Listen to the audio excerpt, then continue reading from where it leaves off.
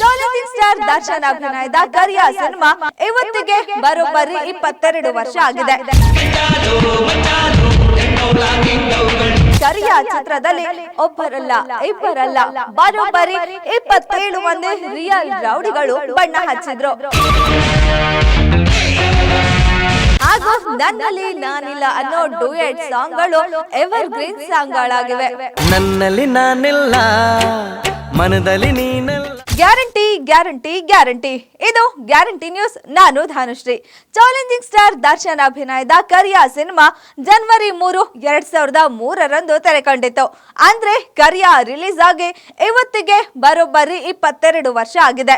ಜೋಗಿ ಪ್ರೇಮ್ ನಿರ್ದೇಶನದ ಹಾಗೂ D boss Darshan ಕಾಂಬೋನ ಈ ಸಿನಿಮಾ ಒಂದಷ್ಟು ದಾಖಲೆಗಳನ್ನ ಬರೆದಿತ್ತು. ಮೆಜೆಸ್ಟಿಕ್ ಸಿನಿಮಾದಿಂದ ಹೀರೋ ಆಗಿ ಚಂದನವನಕ್ಕೆ ಕಾಲಿಟ್ಟ ದರ್ಶನ್ಗೆ ಶಾಶ್ವತವಾಗಿ ಮಾಸ್ ಹೀರೋ ಪಟ್ಟ ತಂದುಕೊಟ್ಟಿತ್ತು.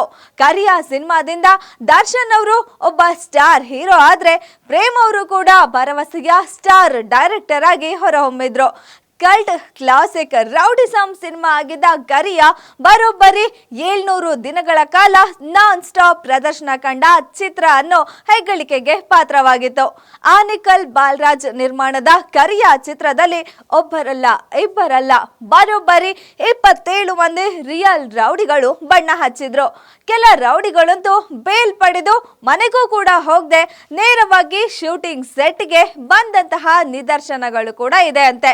ಇನ್ನು ಈ ಸಿನಿಮಾ ಶೂಟಿಂಗ್ ಮುಗಿಯೋದ್ರೊಳಗೆ ಈ ಸಿನಿಮಾದಲ್ಲಿ ನಟಿಸಿದ 3 ರಿಯಲ್ ರೌಡಿಗಳು ಕೂಡ ಗ್ಯಾಂಗ್ ವಾರ್ ನಲ್ಲಿ ತೀರಿಕೊಂಡಿದ್ರಂತೆ. ಇನ್ನು ಇದಾದ್ಮೇಲೆ ನಿರ್ದೇಶಕ ಪ್ರೇಮ್ ಅವರ ಒರಟು ಮಾತುಗಳಿಗೆ ಮುನಿಸಿಕೊಂಡು ನಾನು ಈ ಸಿನಿಮಾ ಮಾಡಲ್ಲ ಅಂತಿದ್ರಂತೆ ನಟ ದರ್ಶನ್ ಅವರು. ಕೊನೆಗೆ ನಿರ್ಮಾಪಕರಾದ ಆನೇಕಲ್ ಬಾಲರಾಜ್ ಅವರು ಹಾಗೆ ಮೈಕೋ ನಾಗರಾಜ್ ಅವರು ಸೇರಿದಂತೆ ದರ್ಶನ್ ಅವರನ್ನ ಒಪ್ಪಿಸಿ ಶೂಟಿಂಗಿಗೆ ಮತ್ತೆ ಕರ್ಕೊಂಡು ಬಂದು ಶೂಟಿಂಗ್ ಅನ್ನ ಮುಗಿಸಿದ್ರಂತೆ.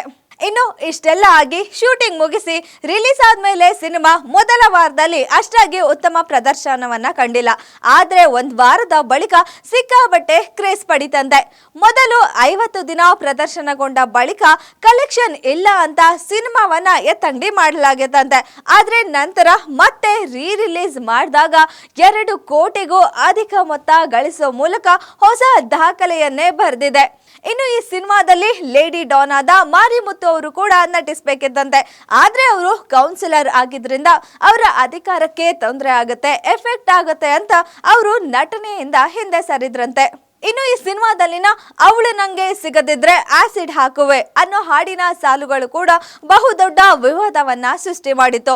ಮಹಿಳಾ ಆಯೋಗ ಕೂಡ ಇದಕ್ಕೆ ಆಕ್ಷೇಪವನ್ನ ವ್ಯಕ್ತಪಡಿಸಿತ್ತು. ಇನ್ನು ಗುರು ಕಿರಣ್ ಸಂಗೀತ ಸಂಯೋಜನೆಯ ಹಾಗೂ ನಾಗೇಂದ್ರ ಪ್ರಸಾದ್ ಕವಿರಾಜ ಸಾಹಿತ್ಯದ ಈ ಸಿನಿಮಾದ ಹಾಡುಗಳು ಎಲ್ಲರೂ ಕೂಡ ಎಂದಿಗೂ ಗುನುಗುವಂತೆ ಮಾಡಿದ್ದವು. ಎಂದಿಗೂ ಕರಿಯ ಆಲ್ಬಮ್ ಅಂದ್ರೆ ಬೆಸ್ಟ್ ಅಂತಾರೆ ಕೇಳುವವರು. ಕೆಂಚಲೋ ಮಂಚಲೋ ಮಾಸ್ ಸಾಂಗ್ ಹಾಗೂ ನನ್ನಲ್ಲಿ ನಾನಿಲ್ಲ ಅನ್ನೋ ಡ್ಯೂಯೆಟ್ ಸಾಂಗ್ಗಳು ಎವರ್ ಗ್ರೀನ್ ಸಾಂಗ್ಗಳಾಗಿವೆ.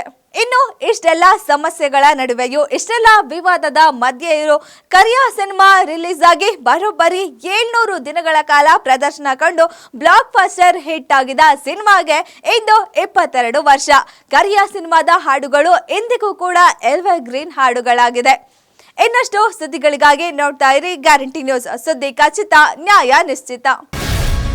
ಗ್ಯಾರಂಟಿ ನ್ಯೂಸ್, ಸುದ್ದಿ ಖಚಿತ, ನ್ಯಾಯ ನಿಶ್ಚಿತ.